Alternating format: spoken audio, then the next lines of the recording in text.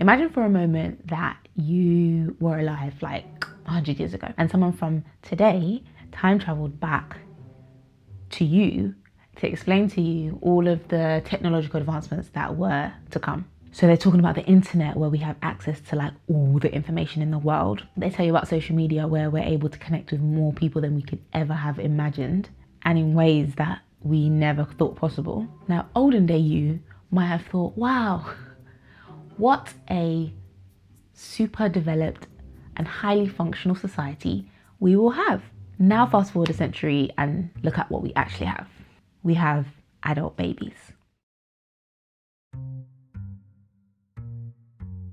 Hey guys, welcome back to my channel. Hope you are good, hope you are well. Now in this video, I'm not coming for your neck. I'm coming for our necks. I'm coming for my neck also. This is a collective neck coming for.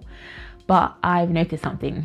Surprise, surprise. I've noticed that while technology has obviously advanced us in so many ways, it's also made us regress, go backwards in so many ways also. That while we've rightfully so, we've rid society, or we are trying to rid society of like so many bad things, so many toxic things.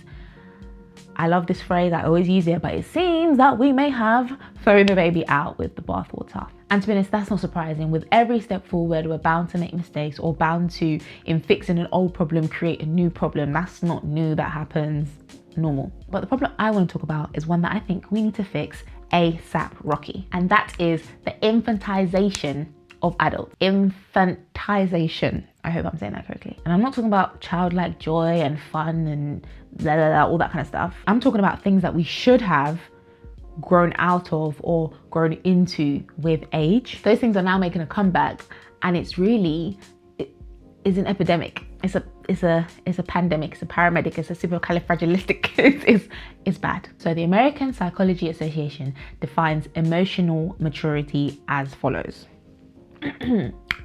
A high and appropriate level of emotional control and expression. Emotional immaturity, on the other hand, is a tendency to express emotions without restraint or disproportionately to the situation. I think you just described social media. Basically, things that you would expect, a reaction, behavior, emotions that you would expect from a child and not from an adult. And unless you're new here, you already knew that I was about to blame social media. Social media, my old friend. You get the blame once again. I love you, but now social media isn't the problem per se. I just think social media is a very, very, very, very, very, very, very effective enabler. It just brings out what was already inside us. It amplifies what was already inside us. It enables what was already inside us, but to a toxic level. And in the case of adult babies, I have drawn up a table whereby I'm comparing emotionally immature traits and things we see on social media. Emotionally immature trait number 1, impulsive behavior.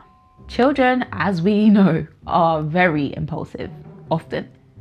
They speak out of turn, they say what's on their mind without thinking about how it's going to affect other people. They touch things they're not supposed to touch. They randomly shout stuff out or do twitchy stuff that makes you think you're right there. That is to be expected from a child. Now let's look at social media. Sadly, where the internet and social media was ideally supposed to bring us more information, what we see a lot on social media is people not taking the time to do further research, and we retweet things without thinking, we cancel people without digging deeper. We are very impulsive, which is an emotionally immature trait. Emotionally immature trait number 2, demanding attention. Children need and want an excessive amount of attention, and a lot of children will do whatever it takes to get that attention, even if it means acting inappropriately, misbehaving, acting in a negative way. We see babies, children do it all the time. Now, shall we jump over to social media? Do I even need to explain? Yes, some people act in a negative way on purpose to incite a response. We see that all the time. I wouldn't say that's the majority, but I would definitely say that social media has bred a much bigger desire to get attention, and people will, and they do on social media, act in a very amplified way, in a way that they would never act if they were in front of you. And it is for attention, it's for retweets. What are retweets? Retweets are attention, retweets are validation, retweets are like, I agree, this is so funny, ha ha ha ha ha. How is that any different? Next up, we have name calling and bullying. That is a standard emotionally immature trait or behavior. Name calling in like the playground, literally two kids calling each other names, is probably one of the most childish behaviors you would expect to see in a child in a playground. But if we hop on over to social media, we are seeing exactly the same thing. It might not be like, your mum's fat, or you're so ugly that, da-da-da-da-da. It might not be like that, but how is it any different? How is it any different from people coming for someone on Twitter, on social media, and using words, again, words that they would never, well, actually, I like to think they would never use in real life, literally using humor, using memes, using jokes to make fun and to belittle the person. It's very childish behavior, but because it's on social media, because we might use big words, because it is on a forum which is generally for adults, it's kind of overlooked or like laughed at. I laugh at it too. But how is it any different from two kids in the playground saying, you stink? I can't think of insults, but how is that any different? Another childish trait, impatience. A child wants everything instantly, straight away. As you grow older, as you become an adult, as you become responsible for things, you learn that some things are just impossible to get instantly, and some things just take time or hard work and time. Social media is 100% reverting us back to our childhood need for instant gratification. This constant battle where speed wins over accuracy or reliability on social media. Like the first ones to want to post a headline, regardless of how personal or sensitive that headline might be. The first one to want to tweet about news. The first one to want to hear about this thing and be the one that shared the news and be the one that gets the credit. It's mad. This impatience as well is what causes us to want to voice our opinion before we've even done our research. We want to have a think piece. We want to be one of the first to have a think piece on this thing. God forbid we take it away for a couple of days or weeks and come back and discuss. No, we have to be in the moment, in that thing as it's trending right now. And finally, narcissism. I want to stay on that one for a little bit. One of the essential sort of markers for maturity is the ability to like think of others, think of how things would affect others before you do or say them.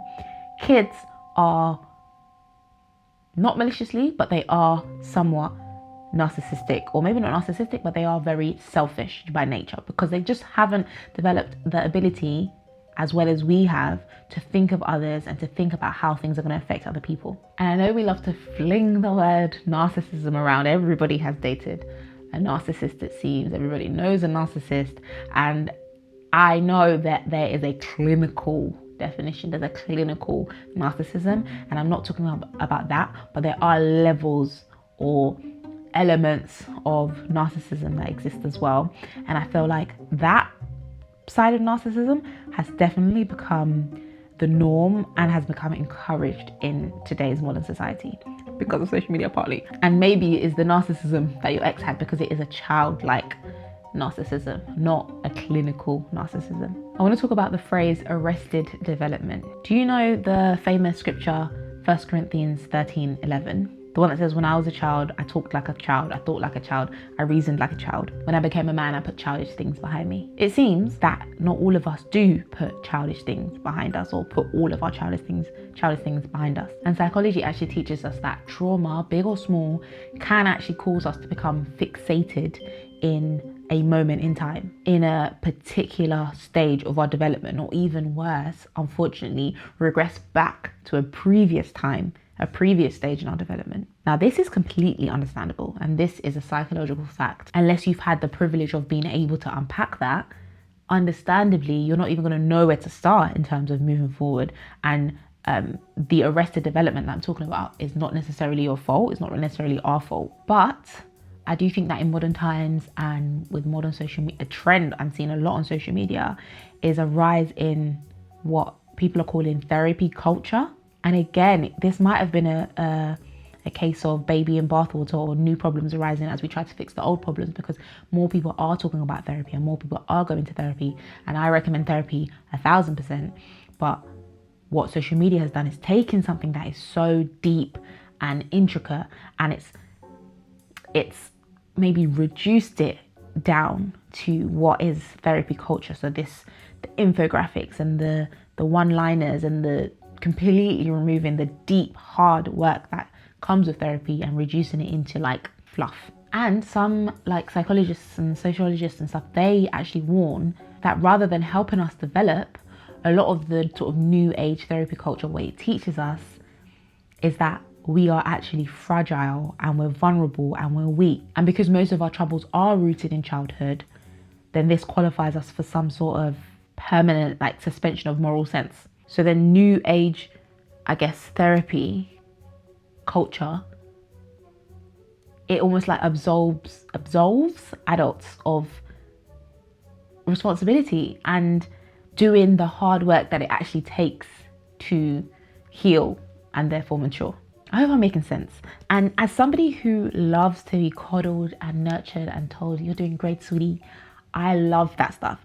So I understand why and when and how it's important to encourage and to speak to people with love and actually let them know that this thing might not be completely your fault, or maybe you are being too hard on yourself, or maybe you should give yourself a break. I understand why that's necessary and it has its place, but it can't be the full picture. There needs to be self-reflection. There needs to be a little bit, if not a lot, of criticism, and there needs to be hard work. Hard, uncomfortable, specifically uncomfortable work. Unfortunately, what we're seeing is very one-sided. It's telling us nothing is our fault, everything is okay, you can be as you are and nothing needs to change. And ultimately it's making us entitled, and therefore it's making us adult babies. I read something when I was kind of trying to find information for this video. I read something that sums it up really nicely, so I'm going to read it word for word. It says, the great promise of social media was that by giving a voice to ordinary people all across the world, their collective experiences and expertise would help society reach a higher consciousness. Much as the web was bringing together the world of knowledge, social media would bring together our diverse perspectives and especially the vast wealth of uncodified human knowledge. Now, the next line is a bit harsh, but I'm going to read it. The reality, as we all know, has been quite the opposite. A toxic cesspool of hate and stupidity, I didn't say that, where the loudest and most obnoxious one wins and enlightened insight is overwhelmed by emotional sarcasm and toxicity. Is there any hope for a social future? Now, whoever wrote that worded it a bit more harshly than I would have, but did they lie? Did they lie? What do we do? What do we do? It's a simple, well, it's not, nothing's ever simple, but we just stop throwing the baby out with the bathwater. We stop at very frequent intervals as we're trying to do something, navigate something, work through something. We stop regularly, we reflect and we critique and we think, okay, on this journey, for example, let me use me as an example. On this journey, I went to therapy, and on this journey to like figure out my ish, I need to stop and be like, all right, cool, you've learned this great thing, you've learned that things aren't always your fault, you've learned that maybe you are being too hard on yourself, but sometimes stop and reflect and realize, but maybe that thing was my fault, maybe that thing I did deserve the criticism, maybe I was wrong in that thing. We have to think more critically, we have to think for ourselves, we have to be open to conversations that don't always affirm us. And we just have to be super honest about ourselves. Am I being too harsh, or do you see it too? Do you see a society that we're just a little bit, if not a lot, more immature than we should be? Is there a good side to that? Should we be less mature than our ancestors or the generation before us? Am I just chatting rubbish? Who knows? Let me know what you think in the comments down below. And I have a couple videos actually around therapy, because I realized I mentioned therapy quite a lot, so I'm going to link those here as usual. Type away. I got the smartest subscribers, I'm going to keep saying it, and hope you enjoy this video. and I'll see you in my next one. Bye.